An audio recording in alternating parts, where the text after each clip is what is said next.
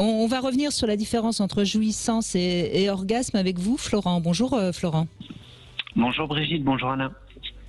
Bonjour. Alors, je crois que vous faites moins de différence entre la jouissance et l'orgasme chez l'homme que chez la femme, hein, il me semble. Oui. J'ai l'impression que c'est un petit peu physiquement mêlé chez l'homme, alors que chez la femme, c'est beaucoup plus séparé.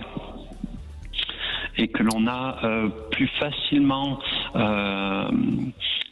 une appréciation de la jouissance et de l'orgasme chez l'homme que chez la femme, qui doit le manifester, pour ma part en tout cas, elle doit le manifester, sinon je pourrais presque passer à côté.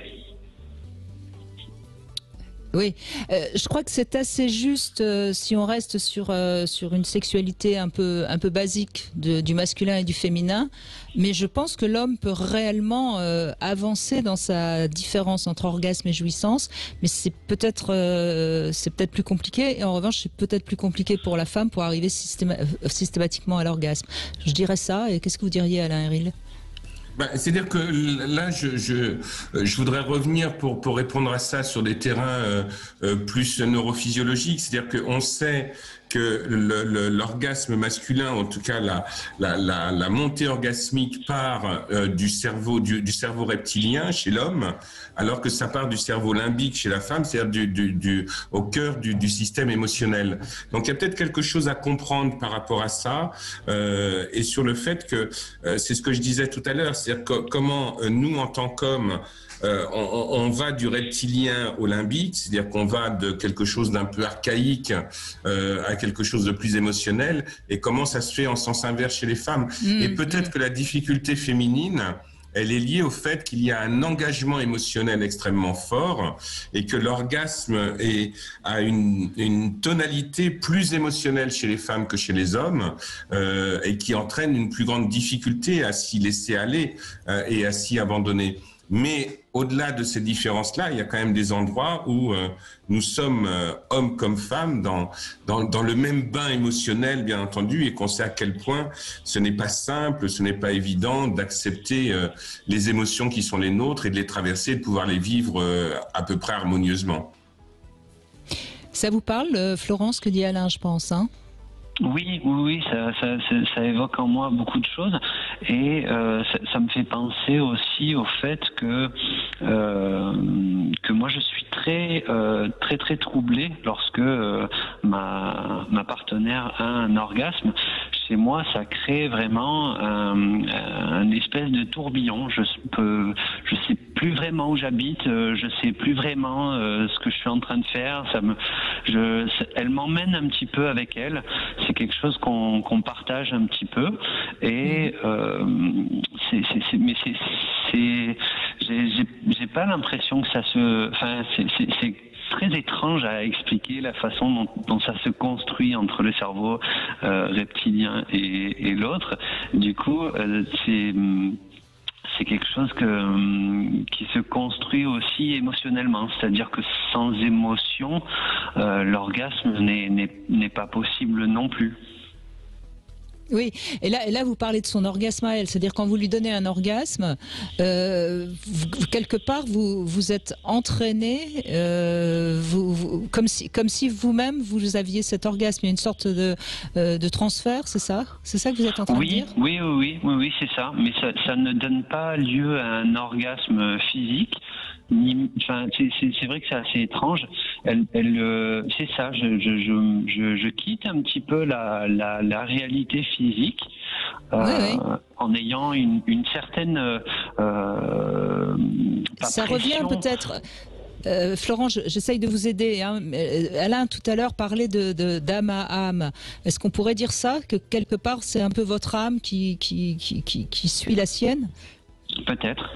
Oui. Alors oui. c'est symbolique, hein, ce que je dis, parce que l'âme, jusqu'à nouvel ordre, personne ne l'a encore touché ou vu, mais ça, peut-être que ça parle un peu à tout le monde, si je dis ça. Oui, cette image-là, oui, c'est exactement ça. Si on devait mettre des mots plus sensés et plus directs qui renvoient à une image, ce serait tout à fait ça. Je parlais de transe tout à l'heure concernant l'orgasme. Moi, votre témoignage, il m'évoque encore deux choses. C'est-à-dire que comment dans l'orgasme, et pour les hommes comme pour les femmes, il y a une distorsion du temps. C'est-à-dire qu'il y a, je dirais presque qu'il y a un temps orgasmique qui n'a rien à voir avec le temps habituel. On a l'impression que le temps se dilate, que les références temporelles qu'on a habituellement sont tout à fait différentes, même si le temps de l'orgasme est très court. Et puis la deuxième chose aussi que ça m'évoque, c'est que moi j'ai l'impression que ce qui vous fait rentrer dans ces états-là, c'est parce que vous quittez le fait de regarder votre compagne pour rentrer dans le fait de la contempler.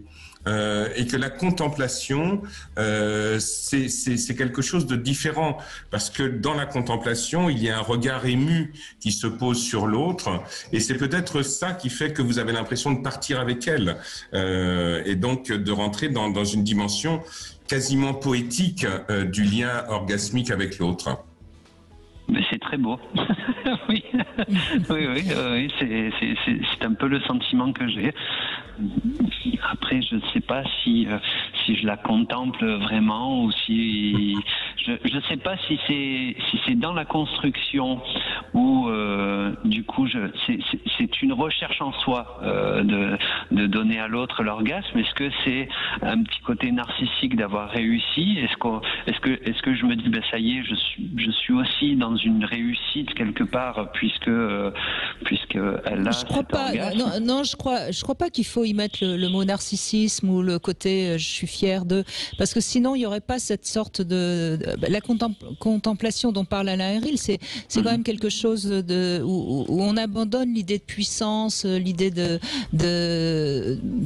l'ego. Je pense que c'est vraiment vous êtes dans une sorte de fusion. Vous êtes vous avez l'impression d'être avec elle, quoi. Je crois pas qu'il y ait quelque chose de narcissisme. Me semble pas, en tout cas. Oui, Brigitte, moi je vous rejoins. Je pense pas qu'il y a quelque chose qui est narcissique. C'est tout l'inverse. C'est-à-dire que il y a là dans le moment, enfin dans ma projection par rapport à ce dont vous êtes en train de parler, il y a quelque chose au-delà de la contemplation qui est le fait de vous laisser partir avec l'autre. Hein, je reprends vos termes. Donc là, oui, c'est fusionnel, c'est poétique. C'est la beauté c'est la beauté aussi de la sexualité. Il y a plein de choses dans la sexualité. Il y a de l'ombre et de la lumière, mais là, on est dans un espace qui est plutôt lumineux, me semble-t-il. En tout cas, j'ai envie de le voir comme tel. Et donc cette contemplation-là, pour moi, c'est le contraire de l'ego, c'est le contraire du narcissisme. Il y a quelque chose qui lâche. Ça rejoint ce que disait Brigitte tout à l'heure avec baisser les armes. Il y a un moment donné où vous n'avez plus besoin de combattre et vous n'avez plus besoin de chercher à posséder l'autre. Il y a quelque chose aussi qui se dépossède à ce moment-là. Et donc, dans cette dépossession-là, il y a un lien particulier, difficile à décrire. On cherche les mots, mais c'est l'inverse de la possession. Alors Florent, en écoutant Alain Héril, j'ai mis 2 phrases comme ça, et vous allez me dire celle qui vous parle le plus. Quand elle a son orgasme, est-ce que vous vous dites c'est moi qui viens de lui donner un orgasme, ou est-ce que vous vous dites elle m'offre son orgasme? Ah, c'est marrant. Je me mettrais un petit peu au milieu et je dirais qu'on l'a construit ensemble. C'est pas, je sais pas. Ouais, c'est pas quelque chose qui appartient à l'un ou à l'autre. C'est vrai. Voilà. Donc je crois que ces deux phrases qui sont comme ça qui sont pas très belles d'ailleurs, hein, qui sont un peu simplistes par rapport à toutes les belles choses qu'on vient de dire. Mais voyez, ça montre bien. Si vous étiez là en disant ouais, c'est moi qui lui ai donné l'orgasme, on serait en effet dans quelque chose de très narcissique.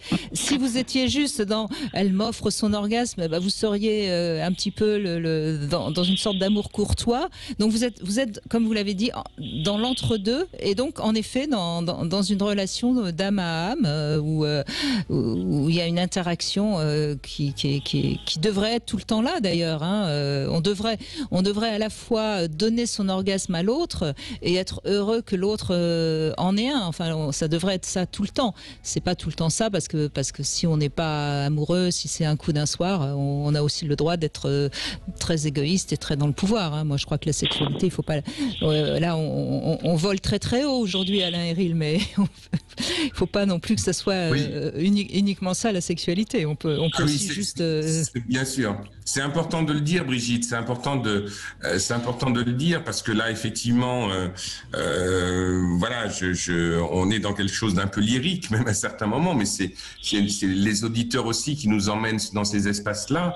Mais je crois que c'est important de dire que nous avons plusieurs sexualités et que nous avons plusieurs formes de sexualité à l'intérieur de nous et qu'il y a aussi des sexualités très directes, des sexualités de décharge, voilà. Et c'est pas une critique quand je dis ça, bien entendu. C'est d'accepter l'ensemble de nos sexualités. Là, on parle d'une forme de sexualité plus qu'une autre, mais c'est pas la meilleure. On n'est pas en train de dire que la sexualité c'est ça et c'est pas autre chose.